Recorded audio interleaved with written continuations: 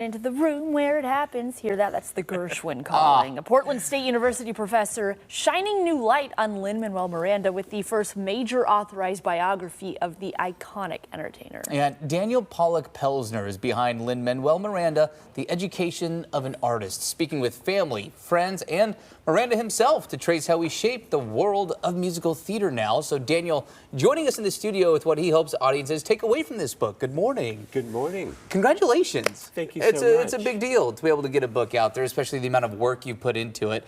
This is the first major authorized biography of Lin-Manuel Miranda. What is it like to tell this story? How did it feel? Oh, it was a thrill. And what I loved was not just telling Lin's story, but everybody describes this guy as a sponge. He just soaks up every aspect of American pop culture, and he learns from everybody that he works with. So I wanted to illuminate the stories of all his teachers as well as his own trajectory. Yeah, I mean, he has certainly shaped history in a way that is way more digestible than, say, a lecture or a high school class, sharing it with all of us in rap with Hamilton. What was the research like? You spoke to 150 people and compiled it into one book. What was that like? Oh, God. It was so much fun to talk to his elementary school bus driver, who was an aspiring rapper and would test out his material on little 10-year-olds on the bus. And his high school girlfriend had saved his report on the Burr-Hamilton duel from 11th grade. No way. And he got a B- on the report.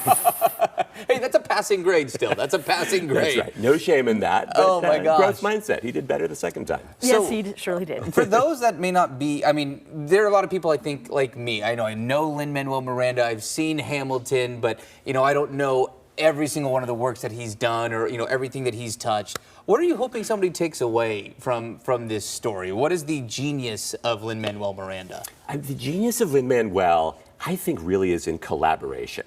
So we tend to think of people who make masterpieces as just lone creators in their room and things spring out of their head. But he is the guy who can attract all the talents to complement for the things that he doesn't know how to do himself. And a friend who read this book early said, what you're arguing, Daniel, is that artistic genius is really a team sport and that it actually takes a lot of people coming together to make something great. I love that. I guess my question is, why did you want to write this book? What inspired you to take a deep dive into his life?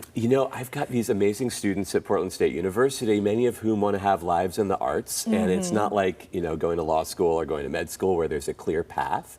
And many are also, like Lin-Manuel, trying to synthesize their own heritage and their family's traditions with what an entertainment industry will accommodate. So I wanted to tell the story of one guy's education and think this would not be a blueprint, but it could be a mindset of how to learn from everybody you encounter. And honestly, I was very intimidated to write it, and this will sound very cheesy to say, but I had to bike home from dropping off my kid at kindergarten, and I Am Not Throwing Away My Shot came on my playlist.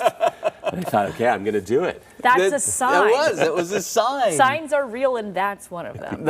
It's so neat to have all of this compiled into one novel here too. Where can people find it?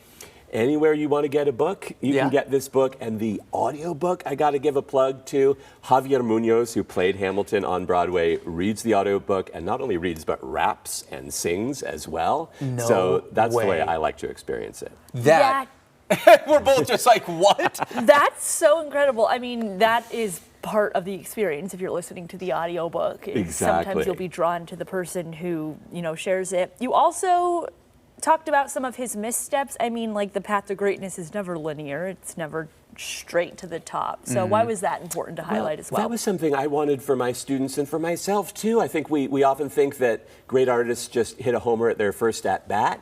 And actually, Hamilton was Lin-Manuel's 8th musical, if you go back all the way through college and high school. His first was called Nightmare in D Major. He wrote when he was 16 about the ghost of a fetal pig who came back to seek revenge on the kid who dissected him in AP Bio class.